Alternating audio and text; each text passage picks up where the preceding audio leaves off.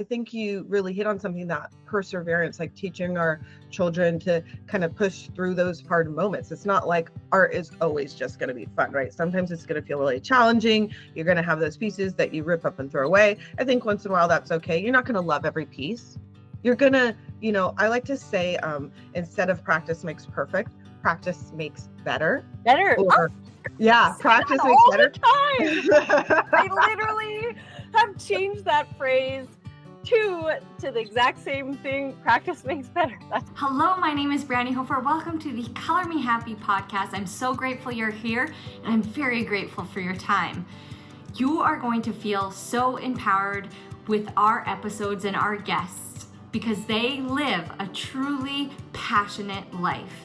They're excited about what they do. They know that creativity matters and that your art matters and that it matters to following your passion in life to ultimately see your everyday ordinary as extraordinary. These episodes are almost unedited, very raw, so it'll feel like you're sitting down for coffee with a friend. Feel free to reach out anytime at Brandi Hofer Studios on Instagram and subscribe for more content just like this. Thanks for being here. It's the first time. It's Yay. Very casual, very just like easygoing, because the idea of the podcast is literally like you're sitting with friends. And when we started it, it was like people needed that connection again. Everyone was alone and they felt isolated. And for creatives, like isolation is good and you can recharge, but you also need the creative connection. And so like 3 people approached me and they're like, you should start a podcast. I'm like, I can't string sentences together. I really disagree. And then it just evolved over time. And so super casual, no pressure, and just learning about people's creative journey. And again, like it's just the root of connection and making us all feel like, no, we don't have it all together. And this person's like struggling just as much as I am, trying to fit in their creativity into their crazy life. So welcome, Rebecca. I'm so happy you're here. How we met is Rebecca approached me to do a tutorial for her wonderful education platform, and it's in there. It's called Animal Portraits, which you must go check out the lesson. But not only that lesson, but the rest of what Rebecca has to offer. So I'm very excited to have you on today to talk about the roots of your journey and how you got into this exactly. Yeah, so I have a children's art studio where I teach children in person. I started that 14 years ago, and I work with really young kids starting in the toddler years, and their adults join them in the studio and create art together. And then that evolved into, as my students grew, they wanted to keep working with me. So then I started upping the age. And I had experience working with elementary school, middle school, and high school. So it was really natural for me to grow through those toddler years with my students and those pre-K years with my students. And then I started doing after school programs as well. Sounds like a lot of like what you do with your art club, Brandi. So I have a full-fledged art program that I run called Studio Sprout. And I still have my young children in the morning classes for them. And then I have classes after school in the afternoon that I run throughout the week. I'm about to start summer camp next week. I have 8 weeks of summer camp. Where students come and we do like at least 3 projects a day. And my whole curriculum, my whole pedagogy and my philosophy around education and art is really this midline between open-ended process art, which is always at the core of what we do, with a little bit of guidance and a little bit of structure, because I think that can go a long way, right? Like some kids have a hard time getting started. Some adults have a hard time getting started. So, yeah. So I like to give them something to work with. And so a lot of times we're focusing on materials and techniques, but sometimes we do have a little bit of an end goal. And I just love to infuse choice into all my projects. So whether it's in person or online, that's my goal, is to give enough structure to really foster creativity and confidence, so that kids can get started and then make the art their own. And I think when I saw your style and your approach, I was like, oh, we are so much in alignment, because it's a fusion, right? It's a fusion of both. You don't have to be completely open-ended, and you don't have to be so structured and have everything look the same. There can be this middle ground. So I love kind of playing in that middle ground. And then 3 years ago, kind of one of those silver linings from the pandemic, sounds like a little bit like your podcast. Things shut down, and I had all these supplies and projects ready to go. And I realized, oh, I could turn these into kits, and my families could come by and pick up the supplies. Everyone needed something to do at home, so they didn't go stir crazy. And I started making videos to go along, because I already had a plan for, a 6-week plan. And I was like, I'm not just going to sit here. I'm not a person that sits twiddling my thumbs. So I started making videos. I had no idea what I was doing. Um, Fast forward, things came back to being in person. I opened my studio back up. I started my classes back up, and I don't have enough space, bandwidth, time, and money to really be running a warehouse and shipping kits and shipping supplies off. But people love the projects, and they said, your videos are so great. So I thought, let me just turn this into something digital, and it's gone global. And that's really exciting. So basically, I take the projects that I do with my own students that I know are successful, and that, I can tweak in person with them, and really refine the curriculum in person with my own artists. And then I turn those into tutorials, and I put them online in a hub. So that's Studio Sprout Online. And so I have Studio Sprout in person, and I have Studio Sprout Online. And parents are using it, homeschoolers are using it, teachers in classrooms are using it. I have art educators that work in libraries that are mobile, and they use my projects, and teachers on a cart. And like I said, it's gone international. So Australia and England and Taiwan and Canada. I have a bunch of teachers in Canada using the curriculum. So that's the journey. That's like the trying to be short, give you an overview of the journey of Studio Sprout and how it came to be. Great. I love that. And it sounds like it's so intense, and there you have a lot going on, but it all like feeds together. I want to know about, and I never want to knock art programming in schools or anything like that, like because teachers are just doing their best with Absolutely. what they have, right? And the short time that they have to fit it in. But can you talk about the importance of, when you say open-ended projects, but you have a goal, but why is that so important for youth, but not only youth, but everyone creatively, to not have that like structured project where everyone's looks the same, and then you go and it has to look good on the wall, but you can't really find your kids because there's no room for a unique difference on this project. So is it art, or are you just gluing something together in that like industrialized way, right? And just that like system. There's so much to say around that. First, I want to say you're so right. Teachers are doing their absolute best. There's so many demands and requirements and limitations, really, within teaching in a public school setting. But I will also say that I'm a huge public school advocate. My own kids go to public school. I'm a product of public school. I go in and volunteer in public schools. I've worked in public schools. I've done after school programming to support youth who needed more structure and a place to be in public after school programs.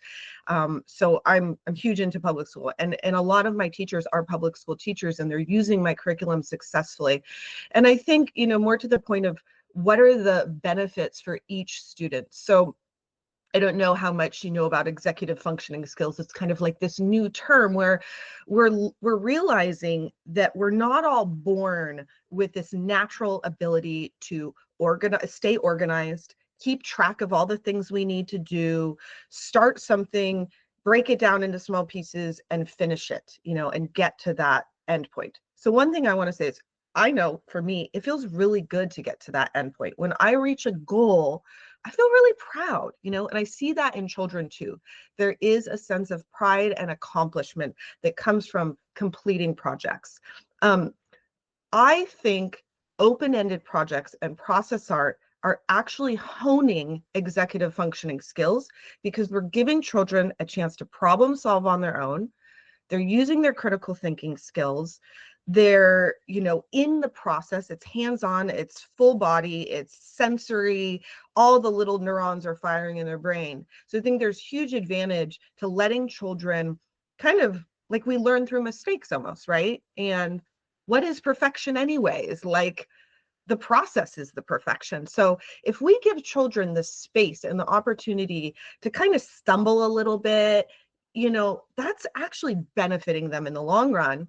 And then that structure piece comes in because, we are kind of nudging them to an endpoint. We're nudging them towards a goal. And when they get there, they just feel on top of the world.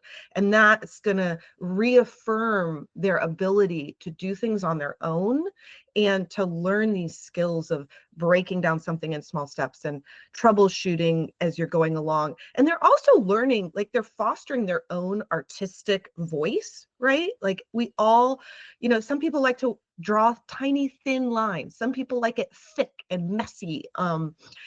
People sometimes call Basquiat sloppy and messy, and I'm like, that's not sloppy and messy, that's energetic, that's full I of live life. with one of those. I live with a king size Sharpie artist. Yeah, And quick and he dirty. got his whole collection. He got a whole collection. Well, my first two sons got their whole collections, and my three, didn't have the bandwidth to do a third show and collection, but they were both they're so unique and they're so different. And if you're like, that is okay. And then my problem solving creative mind was like, how do I make this into art that we can present in a collection, but like, keep that energy? And it turned out great. But also like the problem solving thing, like, and calling it happy accidents. Accidents. And then, like, in my experience, every painting hits an ugly stage. Every project hits I gotta somehow pull this off. And like 90% of the time it does, right?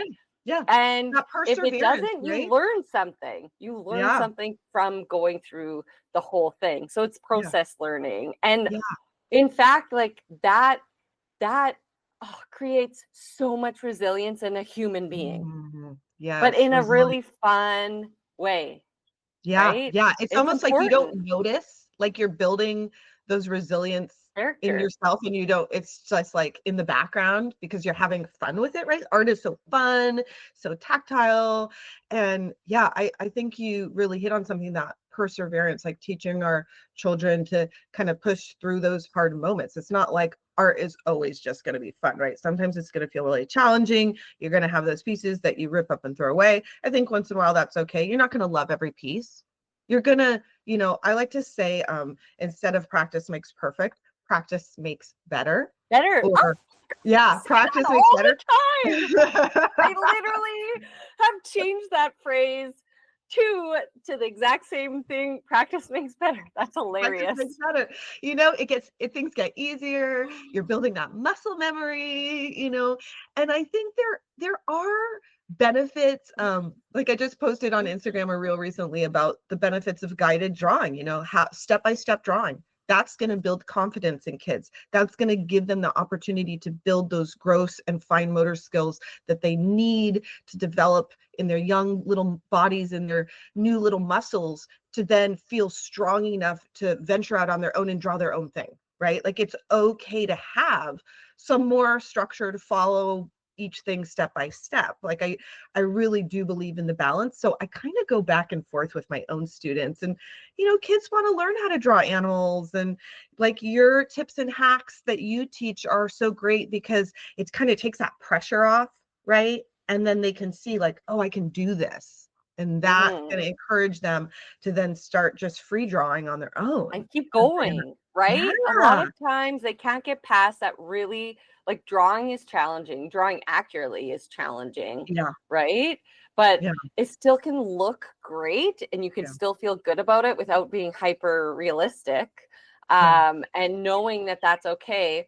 So let's talk about like the hacks and the or the drawing tips specifically, and why people get so upset. Like, I don't know if you encounter that often, but it's thematically the most upsetting part of and probably why some of this, it is the reason why some reels go viral, is when people get really ticked off about that process in particular.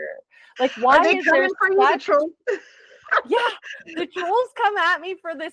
It's funny because like when you're trying to empower kids Yeah. or like adults to like keep creating and work on their sketchbook and have fun and enjoy summer, and then someone's like, you can't do that, that's not learning how to draw, this is terrible, you're a bad human, or they don't not like that, but like some regard, like this, or and then they come at your art and you're like, okay, you're hitting below the belt, but like why like is it like that societal like creativity is infinite, right? But why were we taught this, like there's only one, like I'm a product of art school, and I had really free teachers in college, and then I went to university level, and it was very like, it was very different. It was like, and you've worked with me, I'm not for structure.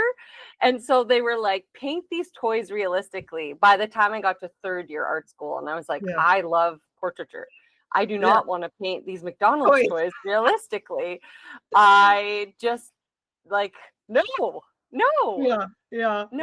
Mark. Yeah, I mean, like there's traditionalists, right? There's traditionalists. There's, you can put different labels on it, conservative viewpoints on education and the art world. The art world has there's like the Western canon, right? Like I'm like, I'm definitely a rebel. I'm definitely a product of like a more progressive, liberal, open, free, like I was born and raised in California.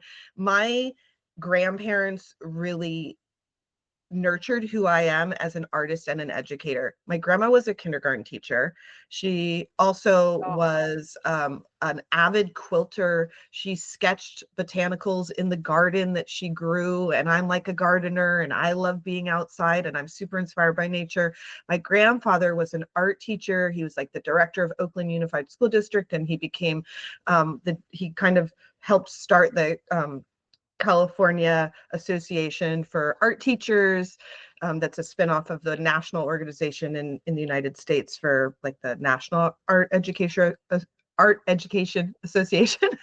Art Educators Association. It's long. Anyway, so, I'm really a product of them. Like I used to go to their house and I used to sketch, and I used to, like, my grandfather would sketch something from the garden on a piece of fabric, and then my grandma would break out the embroidery thread, and then we would embroider it, and I would get halfway through and I would ditch the project. They never gave me a hard time. It's like things were just, it was about exploring. I think there's value in exploring. And so that's why I love choice. That's why I love process and open-ended art projects, and why I want to support educators in more traditional settings in, bringing that into their own classroom and their own curriculum. I think people are nervous that things will get out of hand, or that they won't be able to handle it, or it will be more messy, or that kids, it will be, maybe it will, right? But that means we're having a good time. That means we're learning. I mean, art is inherently a little messy. I always say it's messy, it's not dirty, right? There's like a difference between, and you can wipe it up, like get some water, wipe it up. You're working with like, kids art supplies mostly. So I think there's maybe just like either an anxiety, or we've just been socialized to be in this kind of more rigid, limited, like fit everything in a box. Art doesn't fit in a box. Like you said, it's limitless. So I'm trying to help people go back into that limitless space of like exploration and discovery. And I think that's it. People feel this pressure to keep this, like people at home, especially when working at home, not necessarily in school, but like to keep a perfect looking home. And that's part of like, and you have to embrace that mess of life. And because we're not living. No, I always say I don't have a magazine home. So like when you walk in my home, there's going to be piles. I'm a pile maker. A pile queen. Ooh, that piece of garbage would make a lovely collage piece item. Yes. collector. I'm a collector. Yeah. And it's like sometimes there's dishes in the sink, like most days actually. So, it's just like priorities, time. We only have so much time in the day, and we have to find joy, and we all have responsibilities. So it's like, what can we do? And yeah, I agree. It's I'd love to hear about your future vision for what you do. I know you're so busy and it's hard to think about that in like the fight or flight. Just like, what is the future vision for Studio Sprout? Yeah, I will probably always have, let's see, what do I want to say? So I'll probably always teach in person because I love the human touch and I love that feedback loop. And I just love the real energy of working with kids. I really love working with kids, even though, when I count up my prep and my cleanup and my admin and my, what goes into the website and the registration and getting, the accounting and all that stuff. Like it's still the smallest portion of like my hours, because to run your own business takes all those other things. Like I still wear most of the hats in my business, have a little bit of help in a few areas, but I'm really doing most of it myself. And so that time with the kids feels so good. That's what fills my cup.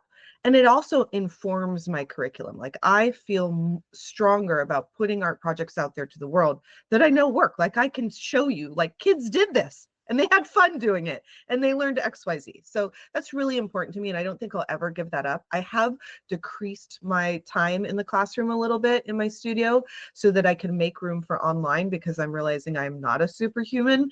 I'm a regular human like everyone else, and I don't want to burn out, so I'm always kind of playing around with finding that balance.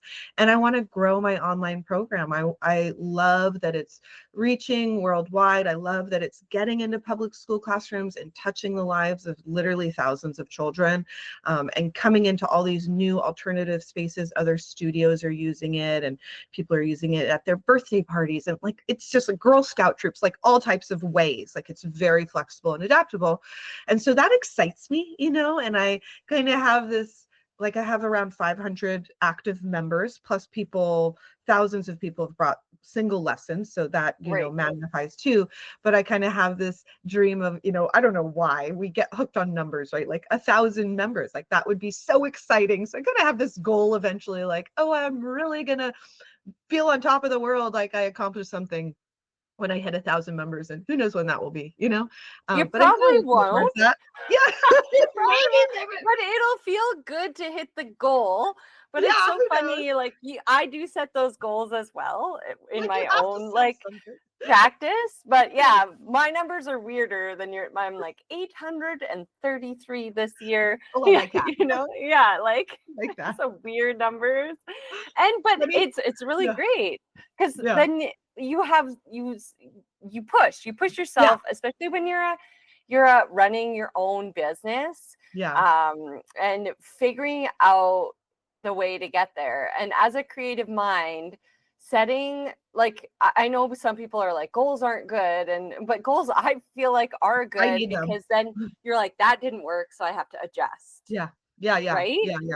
For sure. For sure. And I've learned to be not too attached to those actual numbers, and just use them, like you're saying, as motivation, something to keep me on track, something to gauge, like, yeah, you have to have something to work towards.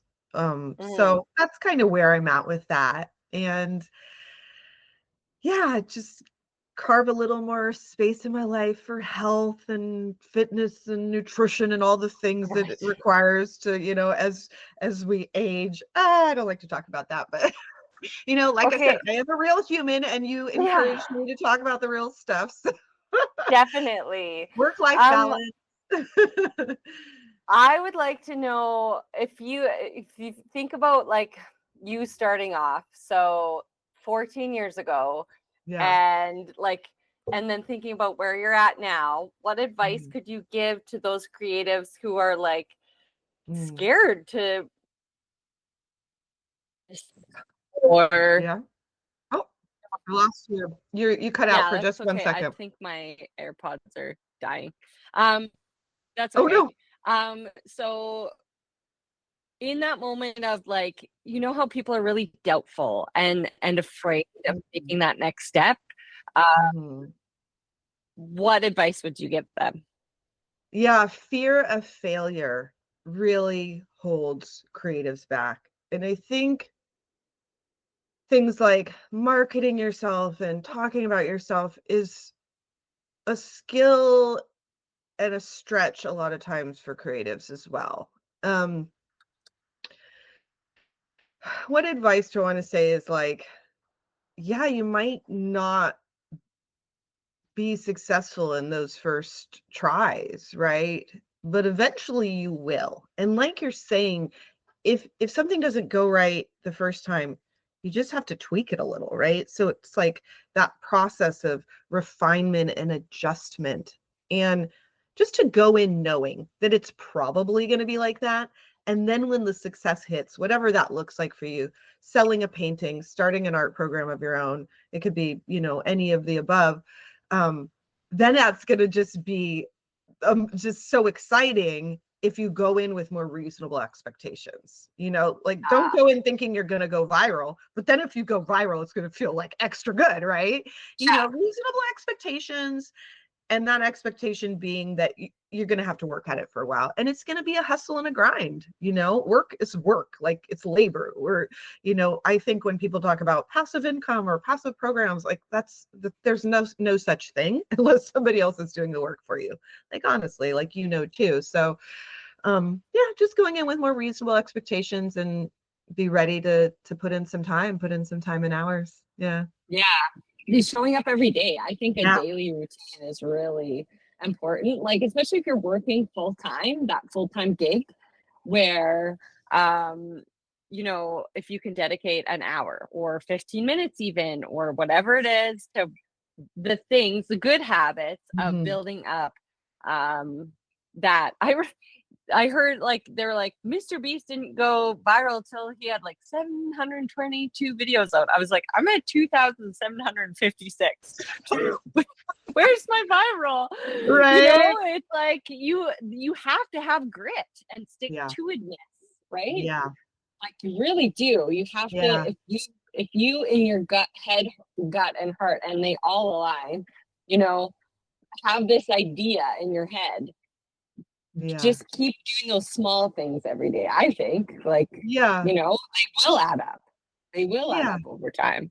Yeah. I mean, I will say too, just if this helps anybody listening, I definitely have suffered over the last 3 years since I've been more public and on social media and, marketing myself more publicly outside of my local community.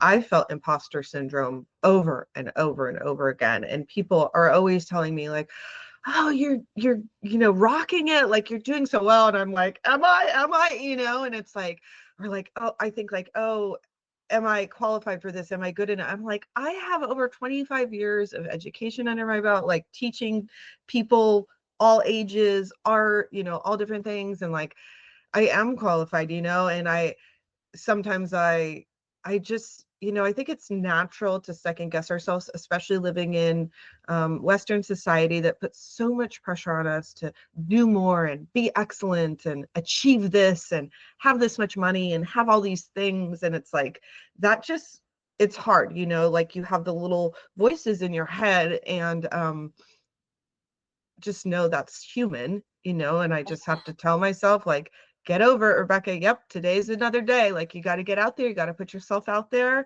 I believe in what I do.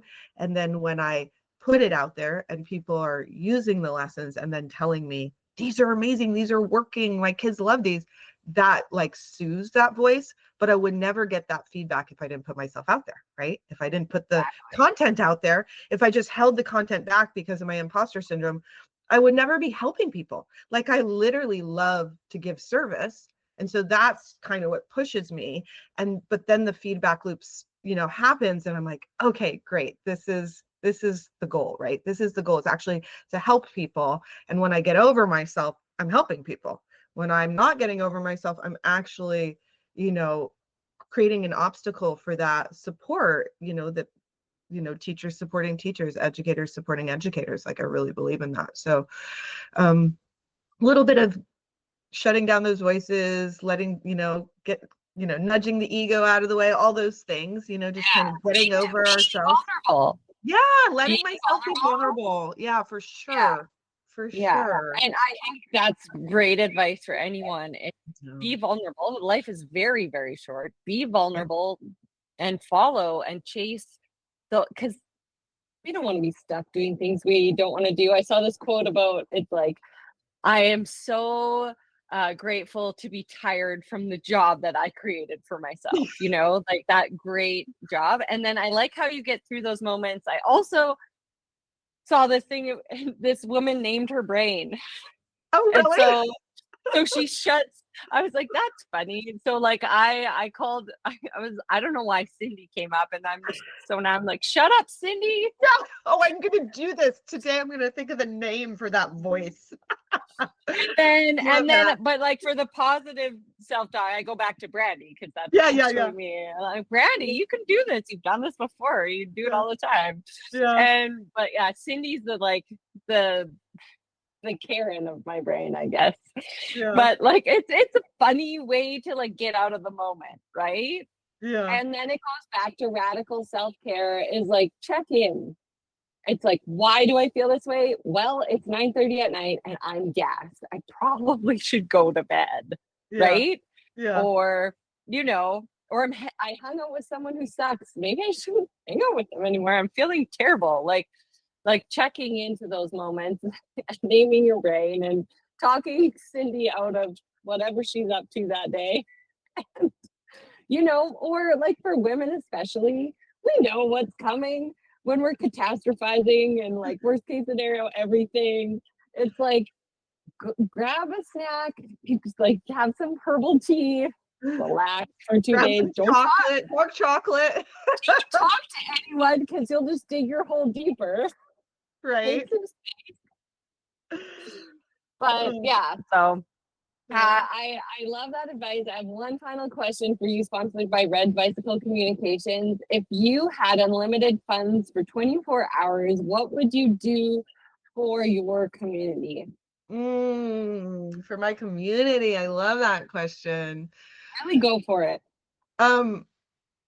Oh gosh, there's so many things I could do. Well, I will say that I live in a really, like, overall, compared to the world, a really affluent community. Like California, a lot of people do have means here, but at the same time, they don't. Like, I live next to a really agricultural community, and there's, it's disparate in that way. So I would also, like, a lot of the schools here don't have full-fledged art programs. It's kind of shocking that being in a area with access to, funding and education and people that are educated, all these things, that there's still schools that actually don't have art in the school, or students get it for only a certain part of the year, or only certain students, like only certain grades get it. And I love the revival of the arts. I love that. I think we are coming back around where art is being respected as a solid part of academia to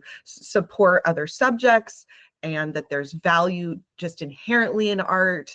The SEL, the social emotional aspects of art, and that can really be tied in. I would love to see arts like really fully funded in my local community, so that everyone has access. I think that's really important, regardless of I live in a county that has a lot of different communities just within that county, and it's not even across the board.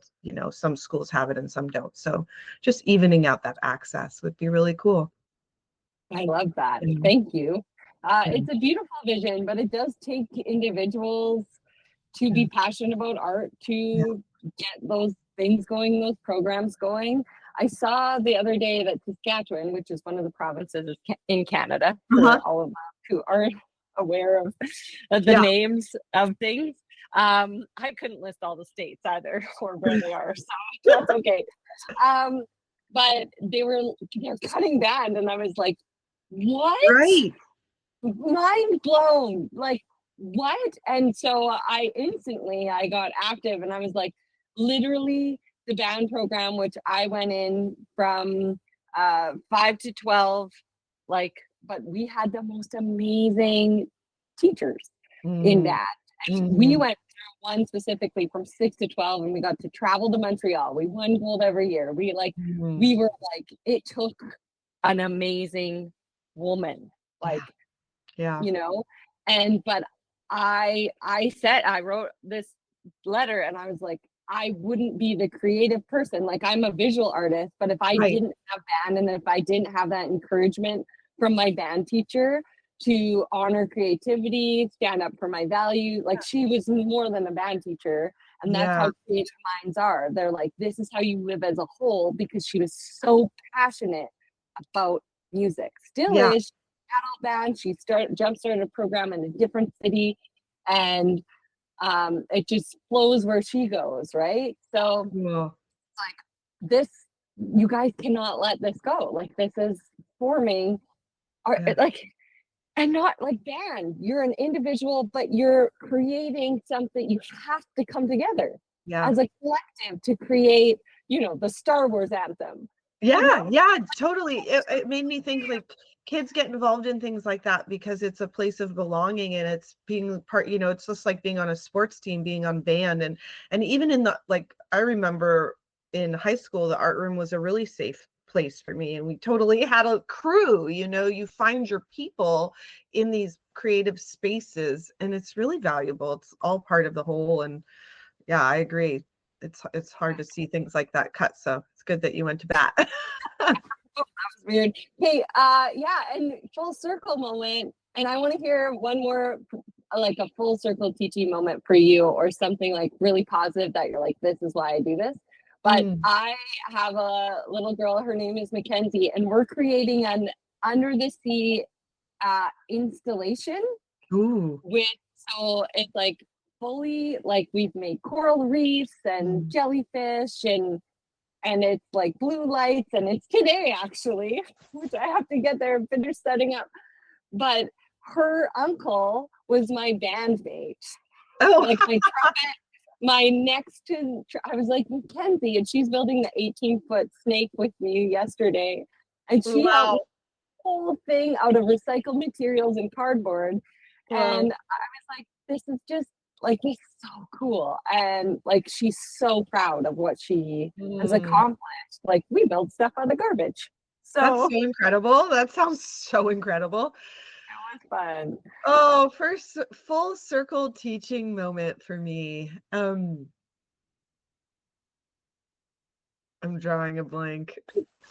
I've shared so much about what I do. I don't know. Everyone tonight, you'll be like, this was it. This I was know, it. I know, I know.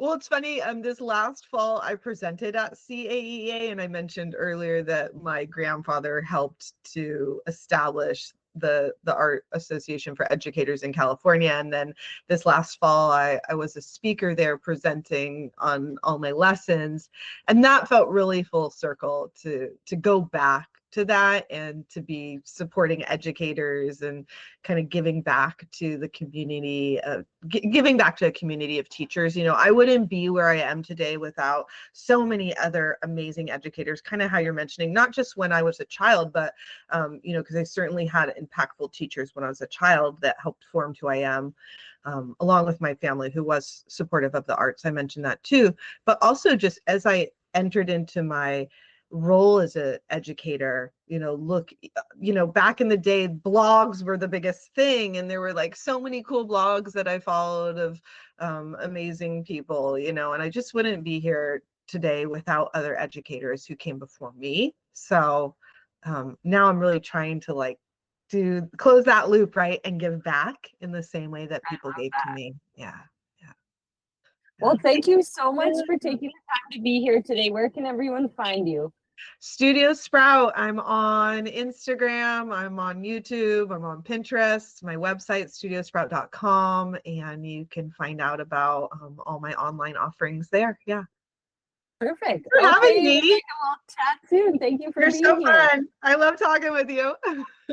If you have any questions, feel free to reach out on Instagram at Brandi Hofer Studios anytime. I'm happy to chat. That's where I sit. And I'm so glad you're here, and I cannot wait for you to dive in. So give us a like and subscribe, and check the rest of our channel. If you want to feel empowered and inspired, like and subscribe for more. And if you want to get creative, check out all our art hacks on this channel.